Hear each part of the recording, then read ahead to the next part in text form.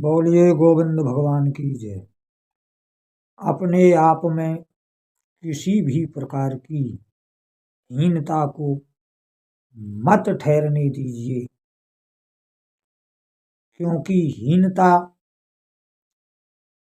जीवत्व को जन्म देती है, जीवपन को जन्म देती है। हीनता, जिसमें हीनता जन्म लेती है वह अपने को तुच्छ और जीव समझता है। जिसमें दृढ़ता है वह ईश्वरत्व को स्थापित करती है।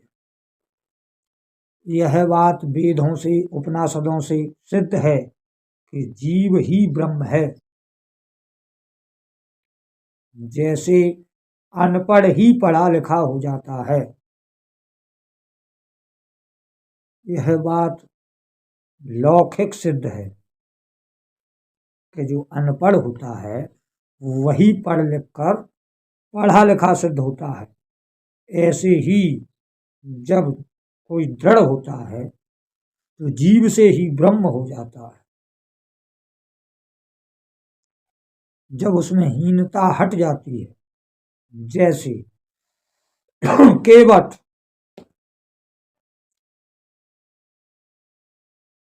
राम से वार्तालाप कर रहा था तो कहा गया है कि प्रेम लपेटे अटपटे सुन केवट के बैन चितह जानकी लखन तन बिहसे करुणाए। केवट के प्रेम में लपटे हुए अटपटे वचन सुन के, अटपटे मानी कठिन, जो समझ में ना आए, ऐसे बैन सुने केवट के, पर प्रेम में लपटे हुए थे। तो चितह जानकी लखन तन बिहसे करुणाए, ये क्या कह रहा है केवट, ये इनकी समझ में नहीं आएगा। प्रेम में लपटे हुए, प्रेम गलियत सा करी जहां में दो न समाए। जहां प्रेम की बात आती है वहां द्वैत नहीं है। लपटे हुए वचन थे, यानी कि केवट में ऐसी कोई हीनता नहीं थी कि राम और केवट बिलग हो। बिल्कुल लपटे हुए वचन थे। जैसे वचन राम के वैसे ही वचन केवट के थे, इसलिए अटपटे कहे गए हैं। उसमें कोई हीनता नहीं थी, कोई जीवपन नहीं था। वो ब्रह्म स्थिति में दृढ़ होकर राम के सन्मुख खड़ा होकर राम जैसी ही बातें कर रहा था। आप भी मलाह हैं और हम भी मलाह हैं, जो आप हैं वही हम हैं। इसमें उसे कोई हिचकी नहीं थी। तो राम मुस्कुरा रहे थे, वाह, जैसे कोई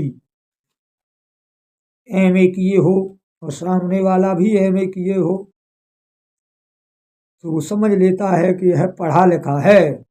इसी प्रकार से राम ने समझ लिया कि यह मर्म को जानता है, और उसने कहा भी था कि नाथ तुम्हारे मर्म में जाना,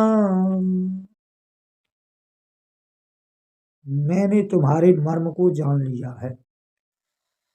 मर्म को जानने वाला था कि, इसलिए इस प्रसंग से यही समझना है कि अपने आप में किसी भी प्रकार की हीनता को मत ठहरने दीजिए। सादा जीवन, उच्च विचार, ऊंचे विचारों को रखिए, ऊंची धारणा रखिए, दृढ़ता रखिए, गंभीरता रखिए, धैर्य रखिए और सदा बड़े विचार सोचिए। हीनता से आप हीन हो जाओगे, क्योंकि जाके रही है भावना जैसी और प्रभ मूरत देखी तिन तैसी। जिसके अंदर जैसी भावना हो जाती है वो वैसा ही हो जाता है। उसमें स्वयं में ही वही मूरत दिखने लगती है। जिसमें हीनता आई उसमें जीवपन दिखने लगता है, तुच्छपन दिखने लगता है। और जिसमें दृढ़ता आई, शांति आई, उसमें ईश्वरत्व दिखने लगता है, ब्रह्मत्व दिखने लगता है। जो रहे सदा जीव एक रस, ब्रह्म जीव विच अंतर कहो कस, सदा एक रस रहे भवानी। उसमें कोई अंतर नहीं। जब जीव दृढ़ है तो ईश्वरत्व खिलता है, और यदि खिन्न है, तुच्छ है, नाशवान है, उसमें खिन्नता है, हीनता है, तो जीवपन खिलने लगता है। इस अपने अंदर से भगवान वासुदेव ने गीता में कहा था, हे पार्थ, इस नपुंसकता को, इस तुच्छता को अपने हृदय से हटा, तुझ में यह उचित नहीं है। ऐसे हे मानव के हंसो, हे मानव हंस, हे मानव देह धारण करने वाले, सर्वश्रेष्ठ, सर्व योनियों में उत्तम, तुम में यह हीनता उचित नहीं है। किसी भी नर देहधारी को, किसी भी मनुष्य देहधारी को हीनता उचित नहीं है। हीनता से ही जीवपन आता है, दुख आता है और सुख उत्पन्न होता है। इसलिए हे हंसो, हे परमहंसो, हे समस्त 84 लाख योनियों में सर्वश्रेष्ठ मनुष्यों, अपने आप में सदा दृढ़ता लाओ, ऊंचे विचार लाओ। फिर तुम अपने आप में देखोगे कि वास्तव में ईश्वरत्व झलकता है।